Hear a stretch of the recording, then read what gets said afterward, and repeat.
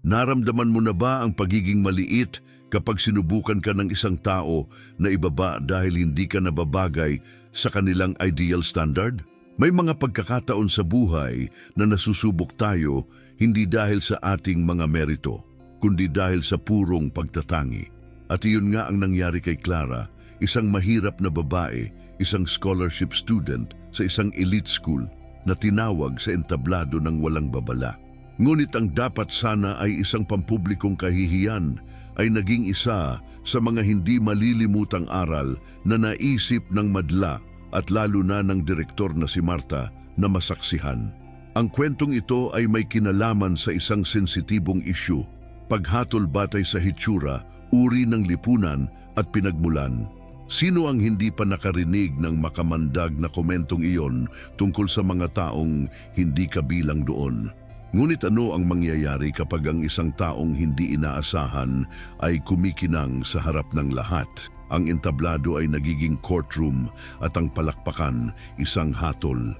Sa tekstong ito, susuriin natin ang nakakaepektong episode na ito, hindi lamang para sundin ang mga hakbang ni Clara, ngunit pagnilayan ang mga pagpipiliang gagawin natin, ang mga tahimik na laban na ating nilalabanan, at siyempre, ang tapang na nagpapalit ng imposible sa isang bagay na hindi malilimutan. Kaya, handa ka bang ipamuhay ang kwentong ito na para bang ito ay sa iyo? Hindi na kailangang magsalita ni Direk Marta para malinawan kung ano ang iniisip niya tungkol kay Clara. Ang kailangan lang niya ay ang kanyang mapagmataas na tingin, ang kanyang walang kapintasang blazer, at ang kanyang matamis na tono, ang nagtatago ng lason sa ilalim ng asukal. Sa isang kaakit-akit na gabi, puno ng mga magulang na nakatali at perpektong estudyante, nakita niya kay Clara ang pagkakataong ipakita kung sino ang amo. At nagpasya siyang gawin ito sa pinakamalupit na paraan, sa pamamagitan ng pag-abot ng mikropono na nakabalat kayo bilang isang piano sa isang entablado na puno ng mga mata na handang humatol. Simple lang ang plano, ngunit puno ng malisya.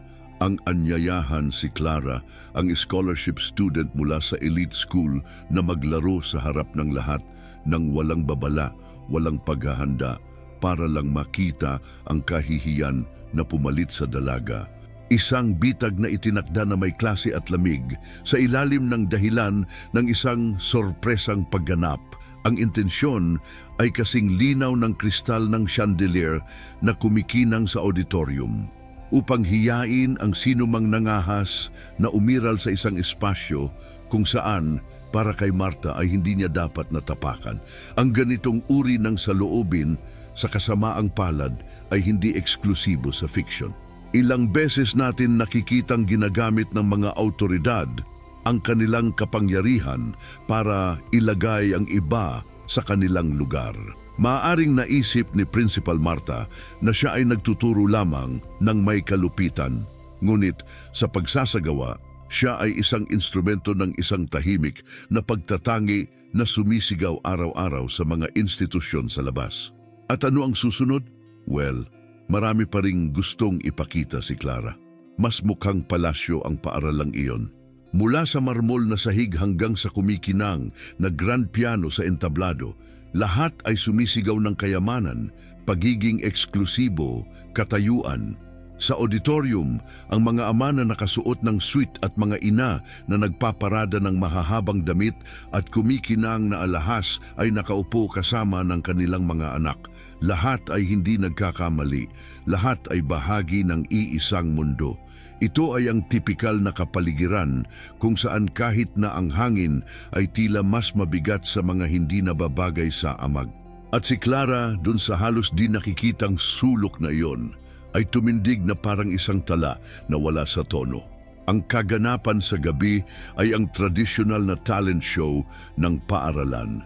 Ngunit higit pa sa pagpapakita ng talento, ang nangyayari doon ay isang social showcase, isang parada ng pagiging perpekto kung saan ang palakpakan ay ininsayo gaya ng mga pagtatanghal. Ang mga upuang natatakpan ng pelos ay napuno ng pag-asa. ngunit hindi para sa sining, kundi para sa panoorin ng mga piling tao na tumitingin sa kanilang sarili sa salamin. Sa sitwasyong ito, ang sinumang namumukod-tangi ay automatikong naging target ng maruruming tingin at tahimik na paghatol. Alam ito ni Clara. Ang bawat hakbang sa loob ay sinamahan ng pakiramdam na sinusubok, sinusuri, sinusukat. Hindi sa kanyang mga grado, kundi sa kanyang simpleng backpack. Ang kanyang buhok ay nakatali sa gulo, ang kawalan ng kilalang apelyido. Siya ay isang estranghero sa gintong pugad. At nang ipahayag ng direktor ang kanyang presensya sa entablado, ang kaibahan sa pagitan ng kung sino siya at kung ano ang hinihingi ng lugar na iyon ay naging mas maliwanag. Ngunit doon mismo magsisimula ang pinakadakilang mga kwento, sa kakulangan sa ginhawa ng mga taong nangahas na maging iba. Hindi kailangan ni Clara na makarinig ng anumang salita para malaman na hindi siya welcome doon. Sapat na ang hindi komportabling katahimikan nang pumasok siya sa silid, ang mga muffled na hagik-gik sa pasilyo, ang mga nakakatuwang tanong. May cellphone ka ba o ginagamit mo ba ang paaralan? Ang lahat ng tungkol sa kanya ay tila nakakaabala sa iba. Ang kanyang malinis ngunit simpleng uniforme, kanyang nakalaan na paraan, ang kislap ng kanyang mga mata na tanging ang mga lumalaban lamang ang nakakaintindi. Isa siyang scholarship student, oo, hindi dahil gusto niya, kundi dahil karapat-dapat siya, ngunit hindi iyon sapat. Ang bigat ng palipunang pagbubukod ay hindi lamang nagmula sa kanyang mga kapantay. Parang ang mga pader ng elite school ay idinisenyo para ipaalala sa kanya na hindi kanya ang lugar na ito. Hindi dumating ang mga imbitasyon sa party. Ginanap ang mga grupo ng pag-aaral sa pamamagitan ng WhatsApp, ngunit hindi siya kailanman isinama. Maging ang tono ng mga guro ay nagbago, magiliw, ngunit sa kaunting pagpapakumbaba ng isang taong nag-iisip na sila ay tumutulong. Nakangiti si Clara sa labas, ngunit sa loob, masakit ang katahimikan.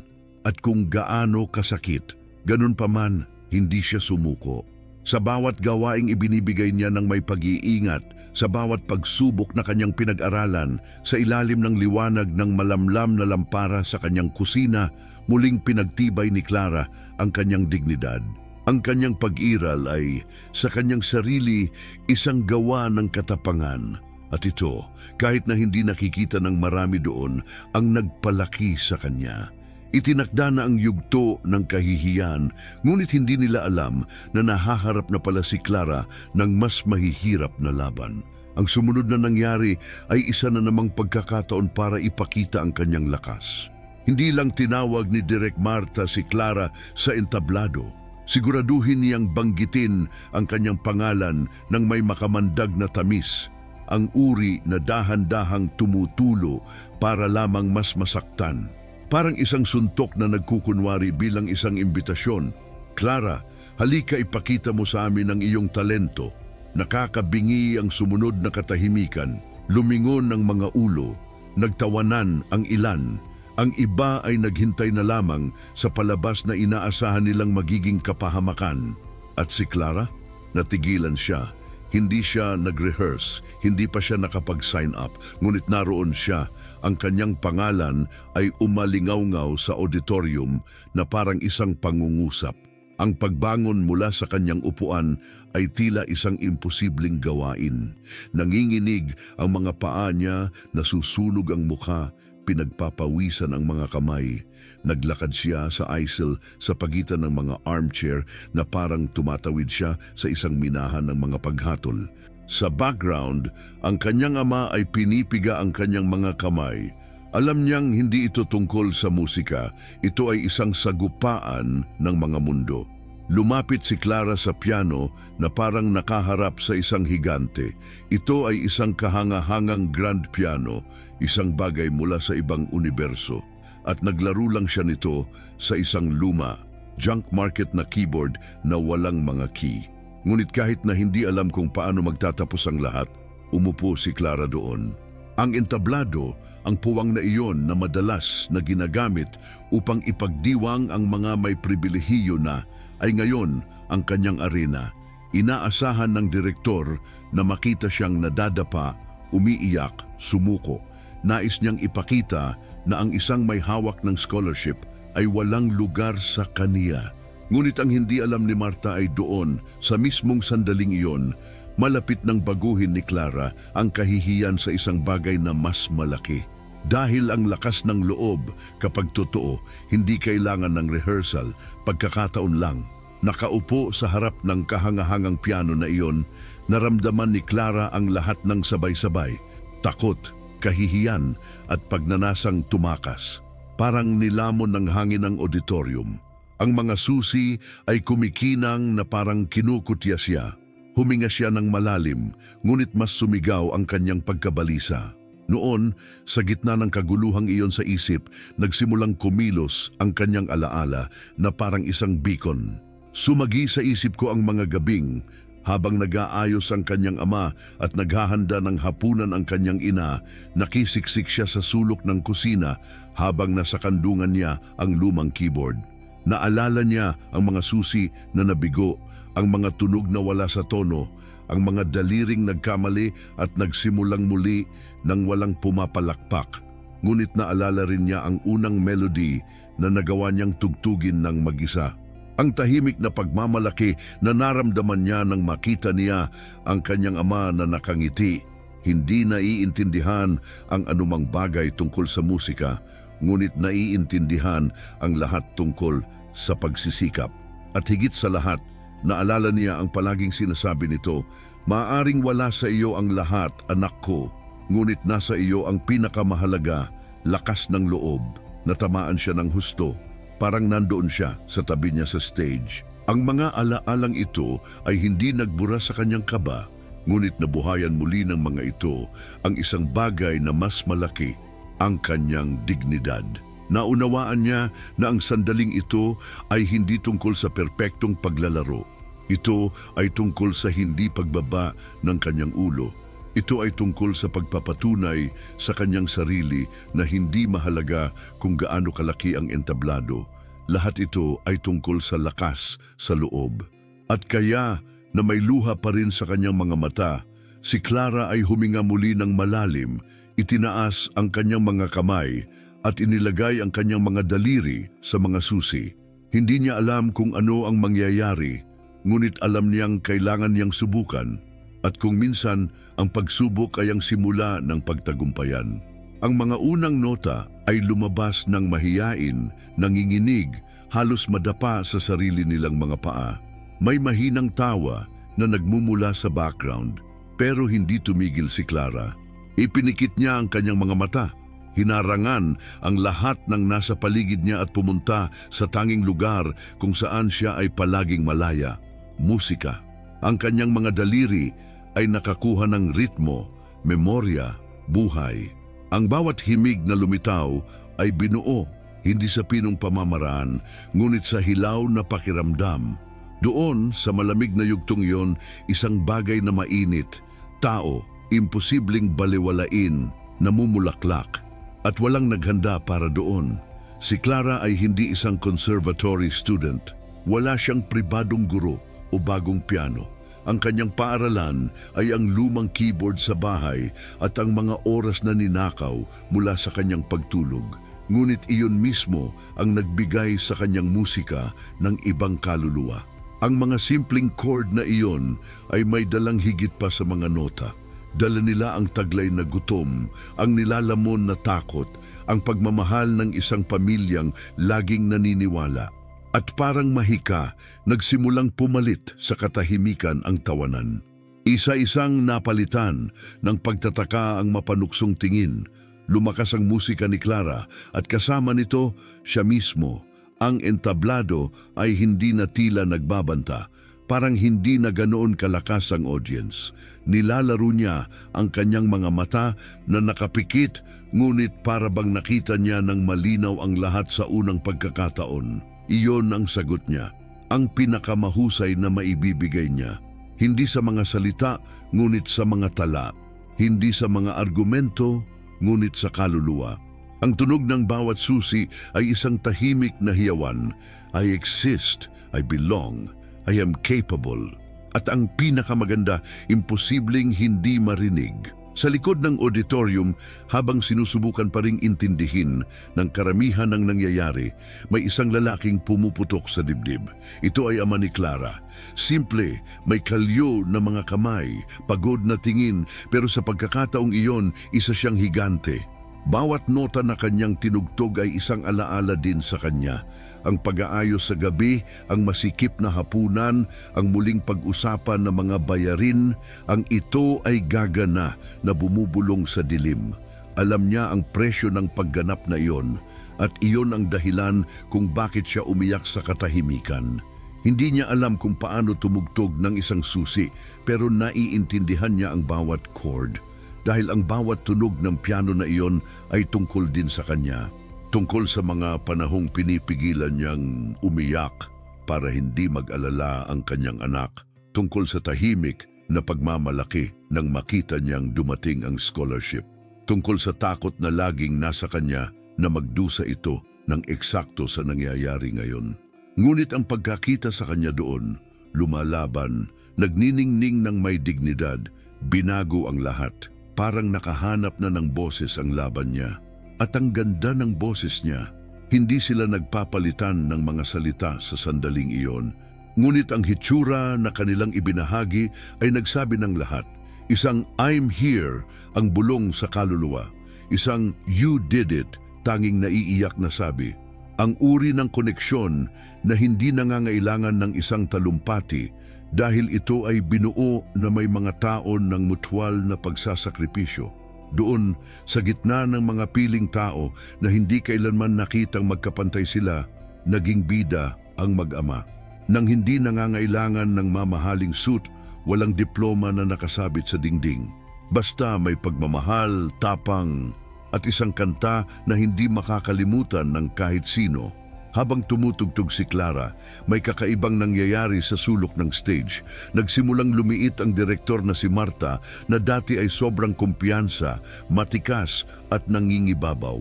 Ang sarkastikong ngiti niya ay nagbigay daan sa isang napakagat at hindi mapakali na labi. Ang kanyang mga braso na dati ay nakakross sa isang kilos ng superiority, ngayon ay tila hindi komportable, hindi alam kung saan ito ilalagay. Akala niya ay malapit na niyang masaksihan ang isang kabiguan, ngunit siya ay sa katunayan pinapanood ang kanyang sariling simbolikong imperyo na gumuho. At sa lalong kumikinang si Clara, mas maliit ang pakiramdam ni Marta. Walang kailangang tumuro ng daliri. Ang paghatol ay nasa mata ng madla. Ang mga magulang na dating ipinagmamalaki, ngayon ay tumingin kay Marta na may hindi pagsang-ayon na mga ekspresyon. May nagbulungan, ang iba naman ay umiling lang. Ang imahe ng walang awa na punong guro na kumukontrol sa lahat ng bagay ng may klase at lamig ay na-deconstruct na nota sa pamamagitan ng nota, kilos sa pamamagitan ng kilos. Parang paalala rin ang bawat sunod-sunod na palakpakan para kay Clara. Nagkamali ka at kakaunti ang nakakaalam kung paano haharapin ang gayong uri ng salamin. Ang pagbagsak sa katahimikan ay isang banayad ngunit makapangyarihang parusa. Hindi sumigaw si Marta, hindi siya tumakas. Nakatayo siya doon, nakulong sa sarili niyang kahihiyan. Ang awtoridad na pinaniniwalaan niya ay sumingaw sa harap ng hindi maikakailang katotohanan ng isang matapang na babae sa piano. At marahil sa kaibuturan niya, naunawaan niya na ang yugtong iyon ay hindi na sa kanya. Si Clara ay hindi lamang nagpatugtog ng isang kanta na hawakan niya ang istruktura ng kapangyarihan na sumusuporta sa paaralang iyon. At napagtanto ni Marta na sa auditorium na iyon, hindi na siya ang bida. Ang katahimikan na namamayani sa auditorium ay binasag ng isang tunog, isang palakpak mula sa likuran, tapos isa pa. At pagkatapos tulad ng isang pagtaas ng alon, ang buong bulwagan ay sumabog sa palakpakan. Sa una ay mahiyain, ngunit sa lalong madaling panahon ay malakas, matindi, puno ng isang bagay na bihirang ipakita ng paaralang ito, tunay na emosyon. Ang mga ama na nakasuot ng suit ay tumayo. Ang mga ina ay maingat na pinunasan ang kanilang mga mata. Ang mga bata ay naiwan sa estado ng pagkalito kung paano ang batang babae na ito na halos hindi nila napansin sa mga pasilyo ay naging sentro ng lahat. Ito ay hindi lamang paghanga. Ito ay isang tahimik na paghingi ng tawad para sa hindi pagpansin sa kanya, para sa paghusga sa kanya, para sa hindi kailanman makita ang higit sa kung ano ang nakikita ng kanilang mayayamang mga mata. Ang palakpakan ay hindi lang galing sa musika kundi sa lakas, tapang, dangal na dinala ni Clara. Parang ang bawat palakpak ay nagsasabing, napatunayan mo na ikaw ay kabilang. At higit pa riyan, ipinakita mo sa amin ang isang bagay na nakalimutan namin. Ang sama-samang tunog na iyon, ang unang tunay na tugon na natanggap ni Clara sa silid na iyon, at napakalaking tugon. And there she was, her fingers still on the piano, her eyes filled with tears, not knowing what to do. Hindi niya inaasahan ng palakpakan. Siya ay palaging sinanay upang labanan ng katahimikan. Ngunit ngayon, ang tunog ng pagtanggap ay umalingaw-ngaw na parang hindi hinihinging premyo. Ang auditorium na iyon, isang simbolo ng pagbubukod at pagkiling, ay nagbibigay na sa kanya ng standing ovation. At walang babalikan, hindi lang nanalo si Clara. Binago niya ang espasyong iyon. Kahit na ilang minuto lang, sa isang yugto para sa pagsasama, paggalang at pagkilala. Habang patuloy pa rin ang palakpakan, may nangyaring hindi inaasahan. Tumayo ang ama ni Clara. Ang kanyang matatag at halos mabagal na mga hakbang ay tila dinadala ang bigat ng lahat ng mga araw na nilamon niya ang kanyang sakit upang protektahan ang kanyang anak na babae. Umakyat siya sa stage, niyakap ng mahigpit si Clara at bumaling sa audience. Ngunit hindi sa kanila ang kanyang kinausap. Dumiretso ang mga mata niya kay Marta. At pagkatapos na may panunumbat ngunit matatag na boses, nagtanong siya, bakit mo ginawa iyon? Gusto mo bang ipahiya ang aking anak na babae? Ang pangungusap ay pinutol sa hangin na parang talim. Tumigil ang palakpakan. Bumalik ang katahimikan, ngunit sa pagkakataong ito puno ng epekto. Nanlaki ang mga mata ni Marta para siyang sinampal. Sinubukan niyang i-compose ang sarili, ayusin ang kanyang kwintas, i-krus ang kanyang mga paa, ngunit walang makapagtatago nito. Malinaw ang kanyang kahihiyan. Ang tanong ng ama ni Clara ay hindi nangangailangan ng sagot. Naibigay na ito ng reaksyon ng madla ng pagganap ng kanyang anak ng sariling hitsura ni Marta. Sa unang pagkakataon, diretso siyang hinarap at wala nang matatakbuhan. At ang pinakamagandang bagay ay ang ama ni Clara ay hindi sumigaw, hindi nagmumura, hindi gumawa ng kaguluhan. Inilantad niya lamang ang katotohanan ng may dignidad ng isang taong laging nasa kanan. Ang kanyang pananalita ay maikli, ngunit ito ay umalingaw-ngaw na parang umalingaw-ngaw sa mga gintong dingding ng auditorium na iyon. Hinawakan ni Clara ng mahigpit ang kanyang kamay na para bang sinasabing, salamat sa pagtatanggol mo sa akin nang hindi kinakailangang umatake, at sa sandaling iyon naging aral ang paghaharap. Isang aral na hindi makakalimutan agad ng sino man doon, lalo na ang prinsipal. Maya-maya, habang walang laman ang auditorium at lumalabo ang mga ilaw, na natiling tahimik si Marta sa kanyang opisina.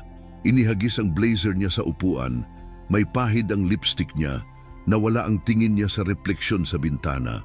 Sa labas, ang piano na kanina ay kumikinang ng napakaliwanag ngayon ay umalingaw-ngaw na lamang sa kanyang alaala, ngunit imposibleng balewalain ang nangyari. Ang mga salita ng ama ni Clara ay umalingaw-ngaw pa rin sa kanyang isipan. Gusto mo bang ipahiya ang aking anak? Ang babaeng dating namamahala sa lahat ngayon ay natagpuan ng sarili na nag-iisa, napapaligiran lamang ng sarili niyang mga pagkakamali. Wala nang awtoridad sa kanyang mga kilos, walang automatikong paggalang sa loob ng mga dingding ng paaralan. Sa unang pagkakataon, naramdaman niya mismo kung ano ang ibig sabihin ng paghatol. At hindi ng mga hinamak niya, kundi ng mga taong laging nambobola sa kanya. Nahulog ang mga maskara, ang hitsura ng kanyang mga magulang, kanyang mga kaklase, kanyang mga tauhan. Lahat sila ngayon ay may dalang pagdududa, pagkabigo, panghuhusga. Ang kapangyarihang akala niya ay talagang nakasalalay sa isang kontrol na natunaw sa harap ng katapangan ng isang batang babae at pagmamahal ng isang ama. Mahirap aminin na nakagawa ka ng malaking pagkakamali, na ginamit mo ang posisyon mo para manakit sa halip na protektahan. Ngunit alam ni Martha, pagkatapos ng gabing iyon, wala nang magiging katulad muli. Ang elite school, ang mga nakabitin na diploma, ang status, lahat ay tila maliit kumpara sa aral na itinuro ni Clara. At siguro, ito ang unang pagkakataon na talagang natuto si Martha doon. Ang pag-aaral na ang kadakilaan ay hindi tungkol sa mga titulo. Ito ay tungkol sa sangkatauhan. Wala nang laman ng auditorium, ngunit naroon pa rin si Clara at ang kanyang ama. Magkahawak kamay, dahan-dahan silang bumaba sa hagdan ng entablado na ilang minuto lang ang nakalipas ay naging tagpo ng tensyon, pagbabago at tagumpay. Sa labas, ang gabi ay kalmado na ang buwan ang nagbibigay liwanag sa daan at ang liwanag ng simoy ng hangin na nagpapalamig sa kanilang mga mukha. Wala silang sinabi at hindi na nila kailangan. Ang koneksyon sa pagitan ng dalawa ay ginawa ng mga katahimikan na puno ng kahulugan, na para bang ang bawat hakbang ay isang pasasalamat sa lahat ng kanilang napagtagumpayan ng magkasama. Tumingin si Clara sa kanyang ama at bumulong, "Tay, muntik na akong sumuko." Ngumiti siya, basa pa rin ang kanyang mga mata at sumagot, "Kahanga-hanga ka, anak ko. Huwag nang hayaang magduda ang sinuman kung sino ka." Ang mga salitang iyon ay nakabitin sa hangin tulad ng isang hindi nakikitang marka. Higit sa kaginhawahan, sila ay isang deklarasyon ng hinaharap. Ang sandaling iyon, kahit simple, ay puno ng pangako. Hindi na si Clara ang babaeng nakayuko sa harap ng mapanghusgang tingin ng elite school. Nadiskubre niyang muli ang kanyang sarili. Kaya naman, habang umaalingaw-ngaw ang kanyang mga yabag sa bangketa at naglalaho ang mga ilaw ng paaralan, si Clara ay may dalang bagay na hindi itinuturo ng paaralan at walang diplomang garantiya. Ang katiyakang may halaga ang kanyang katapangan. Wala siyang mamahaling damit, designer notebook o bagong piano, ngunit mayroon siyang kung ano ang nawala sa maraming iba sa daan: dignidad, lakas at isang pusong hindi matatahimik. Ang gabing iyon ay hindi lamang isang pagtatapos. Ito ang simula ng lahat ng kailangan pa niyang itayo. Ilang beses mo na bang naisipang sumuko dahil lang pinaniwala kang hindi ka sapat? Ilang beses na bang sinubukan ng isang tao na palabo ang iyong ningning dahil lang naabala sila nito? Ipinapakita sa atin ng kwento ni Clara na kahit na sa harap ng kahihiyan, pagtatangi at pagbubukod, posibleng bumangon.